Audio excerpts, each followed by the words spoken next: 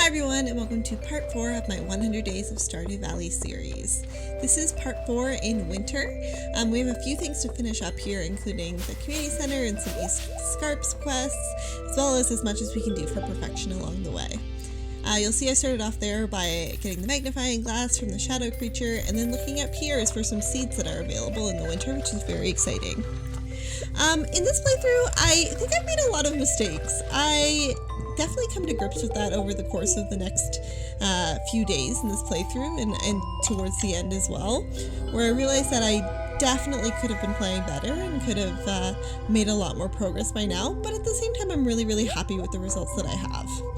I went down to Krobus and bought some iridium seeds so that I could do some less mining and finish up the final bundle for the community center, which took me forever. Once that was done, I didn't have to worry about the community center again, and I planted all the seeds that I got from the successful bundle. It was just the winter foraging bundle that I needed. Let me know if there's anything that you'd want to see in a different playthrough. I'm trying to think about switching up the mods quite drastically for the next round. I love Ridgeside Village, it's my absolute favorite, and I really like Expanded, but I always play with them, and I always play with some of the other mods I use as well, and I think it would be kind of fun to do something really drastically different that I had no idea what was going on. The next day here, I had my lovely cutscene for finishing the community center, and I chose violence when it came to Lewis and Morris here, solely so that I could have my favorite scene in the entire game, which you'll see right here. So good. It's literally hilarious. I have never completed the Joja questline once when playing Stardew Valley, so I'm thinking of maybe doing that for my next playthrough, or maybe even switching up the bundles, because I know that there are some mods that make the bundle significantly harder or different depending on what mods you use, so I thought that would be pretty fun. You'll see I'm taking advantage of the recipe for rain totems that I learned in the last part in order to get some really important cutscenes that I need rain for in the winter, and for unlocking the wedding pendant as well in the winter, which normally you wouldn't be able to do. I luckily had everything I needed saved for repairing this boat, which I did there, and then I took a quick trip into the secret woods to find the Junimos, and finally purchased ancient seeds. I bought one ancient seed and the artifact for ancient seeds because up until this playthrough I have not had any luck finding it, and I was getting quite exhausted.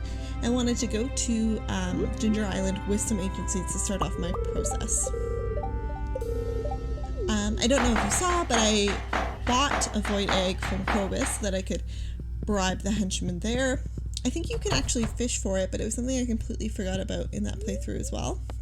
And then I made my first trip to Ginger Island, this lovely unskippable cutscene, which I sped up really fast, and it makes my boat look like it's speeding along there, but I headed into Ginger Island with what I thought was everything I needed. It was not. Of course I forgot something at home, but I definitely did my best there. I would like to have the island resort unlocked by the end of this playthrough, so I'm speeding along and getting as many golden walnuts as I can, and all the ones that I remember, as well as meeting Leo and doing some exploring in the volcano dungeons as well.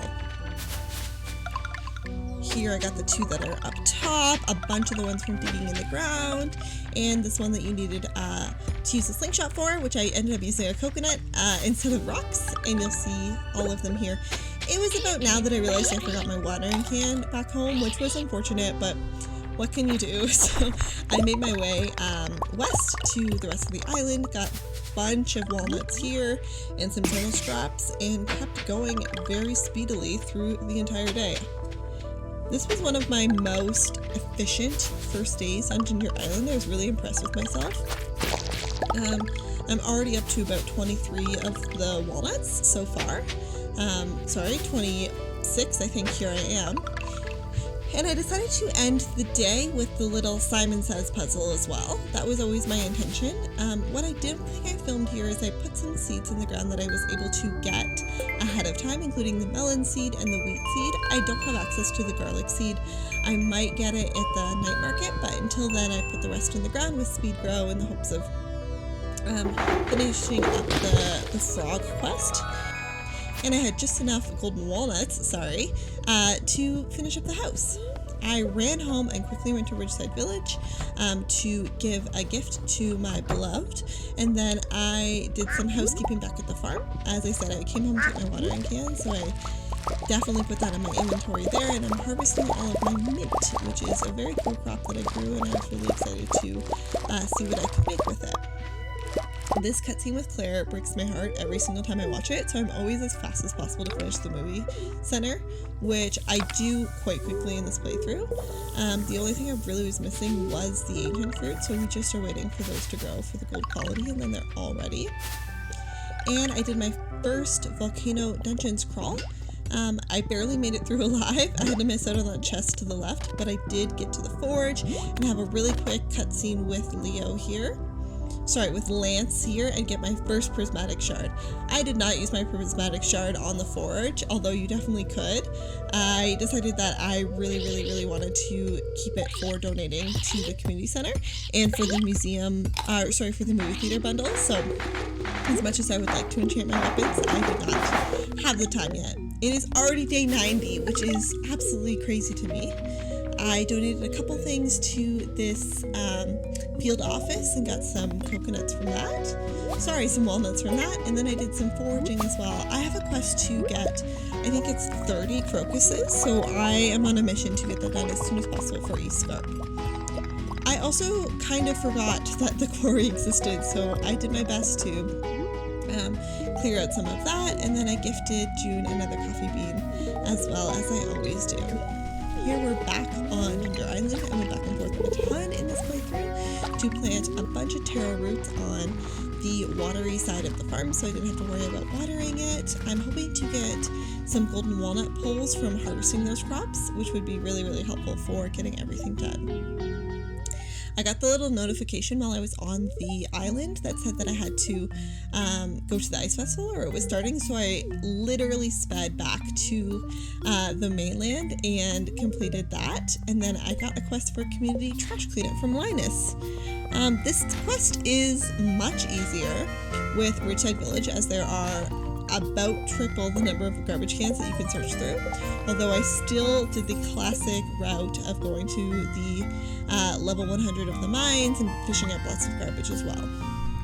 When I woke up with my upgraded house, I noticed that I was in the kids' bed, which I thought was very funny, but here's a quick speed through of me opening a bunch of geodes and getting all the ones that I needed for the community center. And I donated that prismatic shard, and then I quickly ran back home to get the rest that I needed.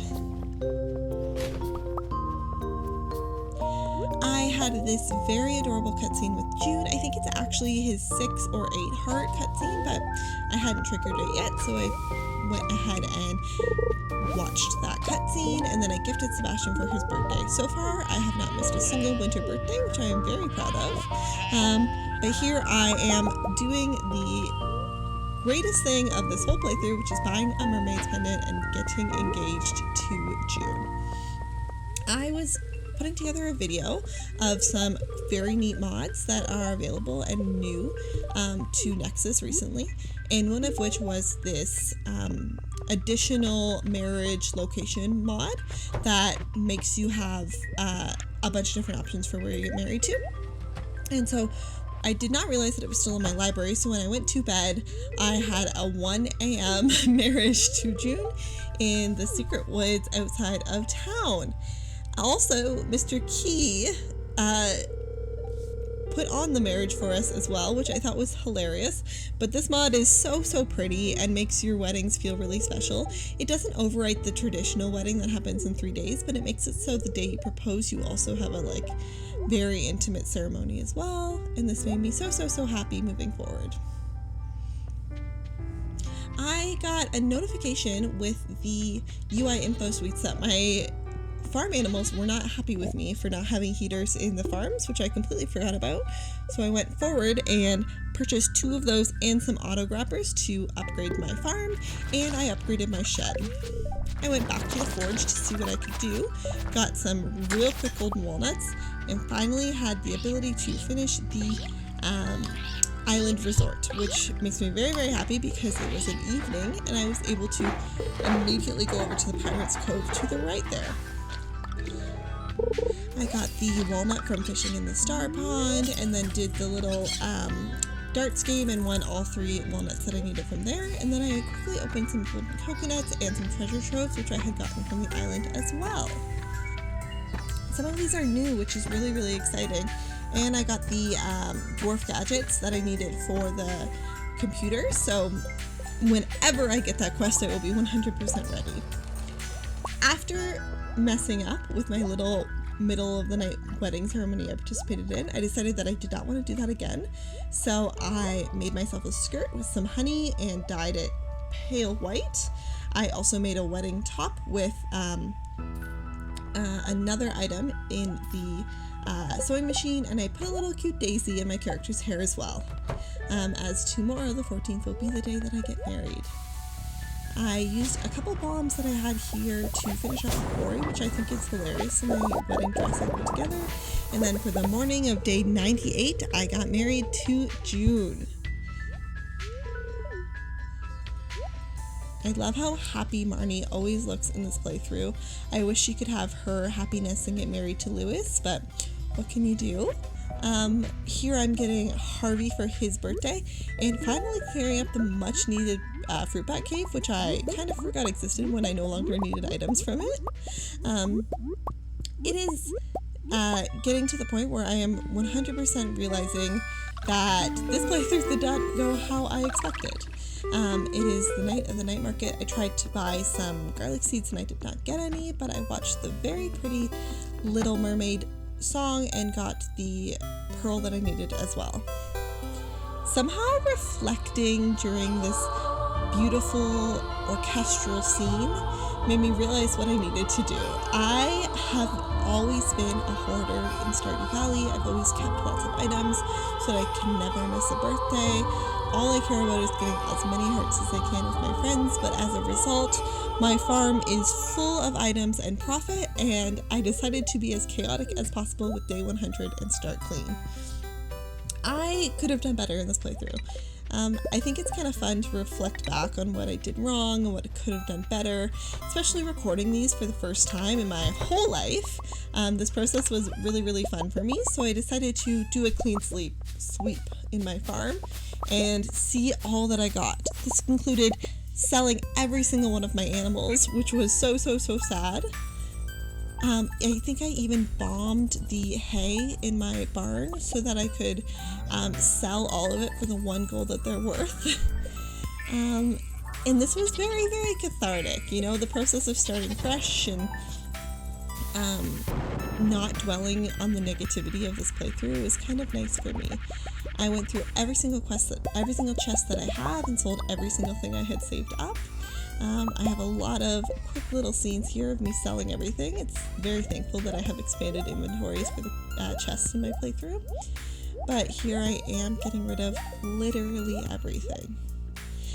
I kind of wanted to see how much money I had accumulated over the past 100 days from really not the most efficient playthrough. I saved a lot of things just in case I would need them, and I really didn't do any sort of min-maxing or anything like that I could have, but here you'll see I finished off emptying all of my items. I sold everything I had, all of my rings and all of my swords, including even my galaxy sword. I gifted my very last villager, Louis, a gift for his birthday. Ran into Ginger Island to sell everything from there, and I even went through and removed all of the sprinklers from all of my plots to sell for extra money as well. And then I went to bed on day 100 at the end of my 100 Days of Stardew Valley challenge. I completed some sort of achievement, and this is how much money I made from all of my items. Just over 500,000. And then at the very end, I teleported myself into the Mr. Key's room to see how much I had completed for perfection, which was barely 18%. I'm going to show you a quick overview of the collections that I had here. They're very empty because there are so many modded items that I couldn't even consider getting by the end of this playthrough. Those are all the fish I did not collect and all the items I didn't find. The barely process of getting food and all of my friendship from all of the villagers in the game. Overall, thank you so much to anyone who watched any of these videos. It was super, super fun for me to make, and I think I'm going to be doing one again.